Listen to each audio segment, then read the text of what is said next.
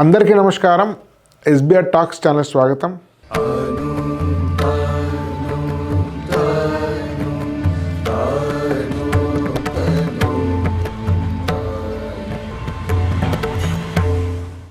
మిత్రులారా, అందరికీ తెలిసిన విషయమే, ఇంటర్మీడియట్ అనేది అత్యంత కీలకమైనటువంటి దశ విద్యార్థి జీవితంలో. అదృష్టవశాత్తు హైదరాబాదులో ఒక అద్భుతమైనటువంటి కోచింగ్ అందుబాటులో ఉంది. అయితే మిత్రులారా, ఇటీవల కాలంలో అనేక రకాల కాలేజెస్, కోచింగ్ సెంటర్స్ హైదరాబాద్లో ఎస్టాబ్లిష్ అవుతున్నాయి. ఇది ఒక రకంగా ఆనందించదగ్గ విషయమే. కానీ అదే సమయంలో పేరెంట్స్కు గందరగోళం, కన్ఫ్యూజన్ కూడా చాలా పెరిగిపోయింది. ఎందుకంటే ఒకప్పుడు ఏదో ఒకటో రెండో కాలేజెస్ ఉండేవి, వాటిలో జాయిన్ అయ్యేవారు. ఇంకా దానికి ఆల్టర్నేట్గా ఒకటి రెండు ఉండేటివి. కానీ ఇప్పుడు కుప్పలు తెప్పలుగా హైదరాబాద్లో కాలేజెస్ వచ్చినాయి. ముఖ్యంగా ఇటీవల కాలంలో ఢిల్లీ నుంచి, కోటా నుంచి అనేక కాలేజెస్ హైదరాబాద్లో ఎస్టాబ్లిష్ అవుతున్న విషయం మీరు గమనిస్తూనే ఉన్నారు. అయితే మిత్రులారా, వీడియో చివరి రోజు చూడండి. మీ వీడియో అయిపోయేసరికి దీనిలో ఏవి సరైన కాలేజెస్, వేటిని ఎంపిక చేసుకోవాలి, ఒక కాలేజీని ఎంపిక చేసుకోవడానికి కావలసినటువంటి ప్రాతిపదికలు ఏంటి అనేటువంటి విషయం స్పష్టంగా అర్థం చేసుకోవచ్చు. కాబట్టి మిత్రులారా, ఈ వీడియోను కూడా షేర్ చేయండి. మీకు నచ్చితే లైక్ చేస్తే ఎక్కువ మంది చేరుతుంది. కొత్తగా వచ్చిన వాళ్ళు సబ్స్క్రైబ్ చేయండి. ఇప్పుడు హైదరాబాద్లో చాలా కాలేజెస్ ఉండేవి ఒకప్పుడు హైదరాబాద్లో. తర్వాత అనేక కాలేజెస్ కోస్తాంధ్ర ప్రాంతం నుంచి ఎస్టాబ్లిష్ అయినాయి.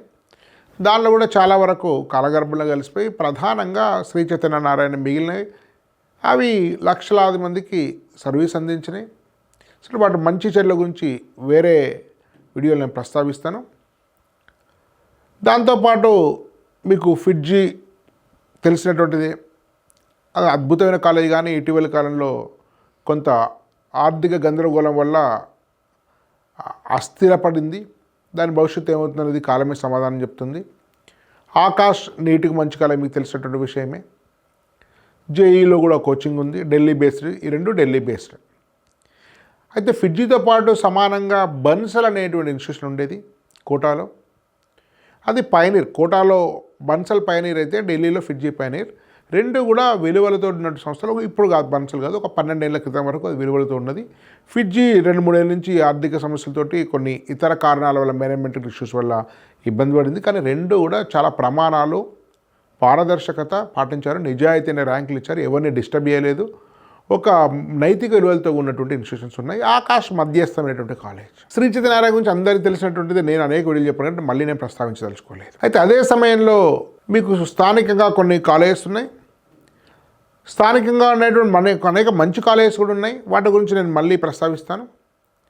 ప్రధానంగా ఇటీవల కాలంలో ఏంటంటే ఈ కోటా కాలేజెస్ చాలా వచ్చిపడ్డాయి, ఢిల్లీ కూడా. దీనిలో రెండు రకాలు. కొన్నేమో ఆన్లైన్ నుంచి ఆఫ్లైన్ కోచింగ్ మారినాయి. కొన్నేమో ఆల్రెడీ ఆఫ్లైన్లో కోటాలో మంచి సత్ఫలితాలు అందించి హైదరాబాద్ ఎస్టాబ్లిష్ చేశాయి. వీటి మీద చాలామందికి గందరగోళంగా ఉంది. సో ఈ గందరగోళాన్ని కూడా స్పష్టం చేయడం కోసం ఒక వీడియో సరిపోదు. ఈ వీడియోల పరంపర కొనసాగబోతుంది ఎస్బీఆర్ టాక్స్ ఛానల్లో.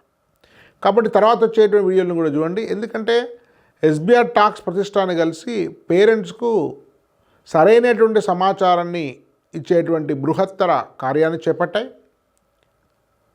మీకు పారదర్శకంగా సరైన సమాచారం విశ్లేషణ మీకు ఇచ్చినట్టయితే సరైనది ఏ కాలేజ్ అనేటువంటి ఎంపిక చేసుకునేటువంటి స్వేచ్ఛ మీకే ఉంటుంది. కాబట్టి మీకు కోటా కాలేజ్ గురించి సమాచారం లేదు. కొన్ని ఇతర భాష, హిందీ, ఇంగ్లీష్ ఉన్న సమాచారం కూడా కొన్నిట్లో ఎక్సాగ్రేట్ చేసి అతిశయోక్తులతో చెప్తే, మరికొన్ని పూర్తి వ్యతిరేకంగా ఉన్నాయి. అట్లా కాకుండా ఒక సమతూకం పాటించి, ఒక సంయమనంతో, ఒక నిజాయితీ గలటువంటి రివ్యూ ఇచ్చేటువంటి ప్రయత్నం చేస్తాను ఈ వీడియోలో.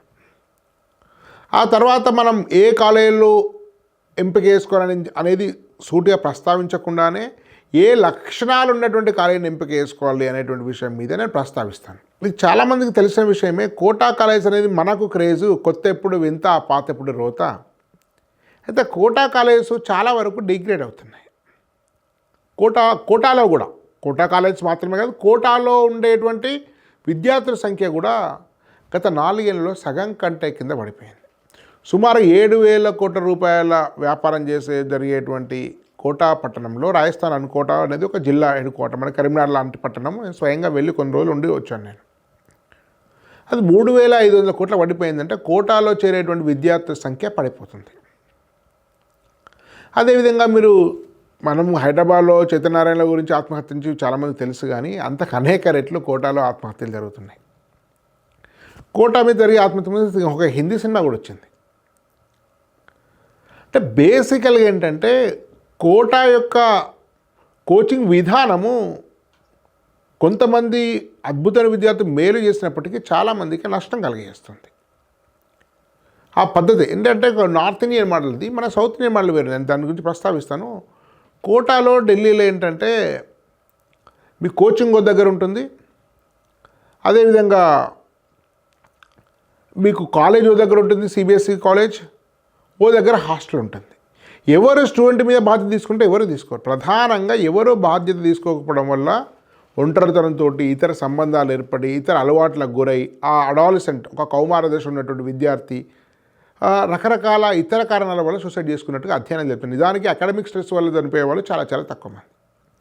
ఎవరు అతిగా పట్టించుకోవడం మంచిది కాదు, కానీ ఎవరు పట్టించుకోవడం అంతకంటే ప్రమాదకరం. దానికి రివర్స్గా హైదరాబాద్లో ఉండేటువంటి ఈ Chaitanya Narayana model, whatever Chaitanya నారాయణతో పాటు ఆ మోడల్ అనుసరించినటువంటి భాష్యం కావచ్చు, ఆంధ్రలో తిరుమల కావచ్చు, శశి కావచ్చు, అల్ఫోర్స్ కావచ్చు, ఎస్ఆర్ గాయత్రి కావచ్చు, ఇవన్నీ కూడా సుమారుగా ఒక తాను ముక్కలే. వీటిలో ఏంటంటే అంటే చాలా అతిగా ఇంటెన్సివ్గా పట్టించుకొని ప్రతిదాన్ని ట్రాకింగ్ చేసి స్టూడెంట్స్కు కొంచెం ఓవర్ స్ట్రెస్ చేసి కొంచెం డిస్క్రిమినేషన్ ఉండడము, కొంచెం మార్కులు తక్కువ రావడం, అవమానకరంగా చూడడము, సరైన మౌలిక సదుపాయాలు లేకపోవడము, ఓవర్ స్టిక్ చేయడము, కనీస పీడన లేకపోవడం అనేది దీనిలో సమస్య. అయితే ఈ నేపథ్యంలో పేరెంట్ ఏం చేయాలనేటువంటి విషయాన్ని నేను ప్రస్తావిస్తాను. మిత్రులారా, మీరు గుర్తుపెట్టుకోండి, ఏ కాలేజీలో కూడా అద్భుతాలు ఉండవు. అంటే ఇప్పుడు శ్రీ చైతన్యనారాయణ వద్దు అంటే మిగతా కాలేజీలో అద్భుతము అపూర్వం ఉంటాయా అంటే అట్లా ఉండేటువంటి అవకాశం లేదు. అవన్నీ మానవ నిర్మితాలే. ఎక్కడో దగ్గర ఎంతో కొంత అడ్జస్ట్ కావాల్సి వస్తుంది. పేరెంట్స్ ఎక్స్పెక్టేషన్ చేయడం అనేది మన మనసులో ఉంటుంది, కానీ ఎక్స్పెక్టేషన్ మేరే కాలేజెస్ ఉండవు.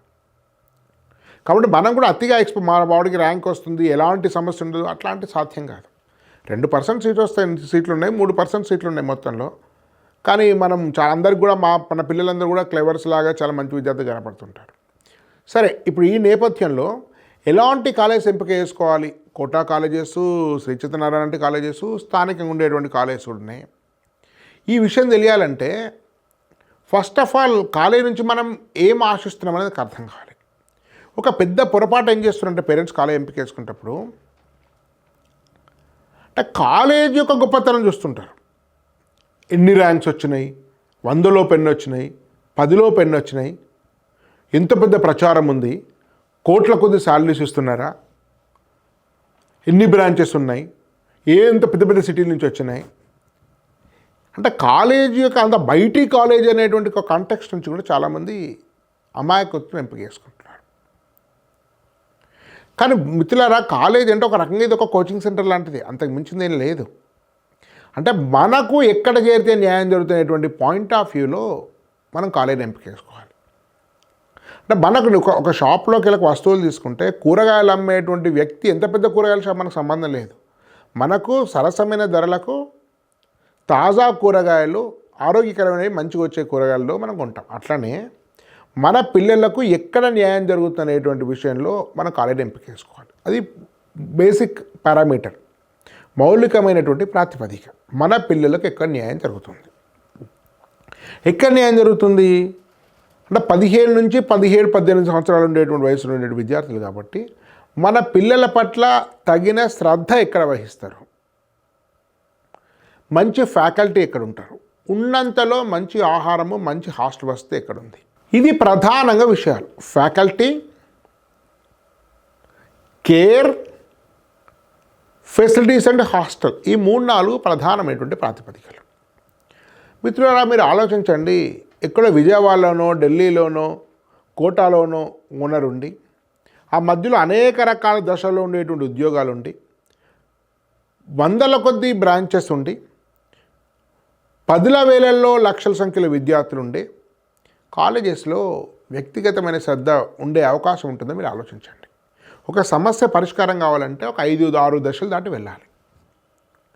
కాబట్టి వ్యక్తిగత శ్రద్ధ సహజంగా ఎక్కడ మంచిగా ఉంటుంది అంటే అకాడమిషియన్స్ పెట్టినటువంటి కాలేజెస్లో, అంటే మంచి సీనియర్ ఫ్యాకల్టీ, పిల్లల పట్ల విద్య పట్ల మమకారం ఉన్నటువంటి ఫ్యాకల్టీస్ పెట్టేటువంటి కాలేజెస్ అనేవి మనం ఎంపిక చేసుకుంటే బాగుంటుంది.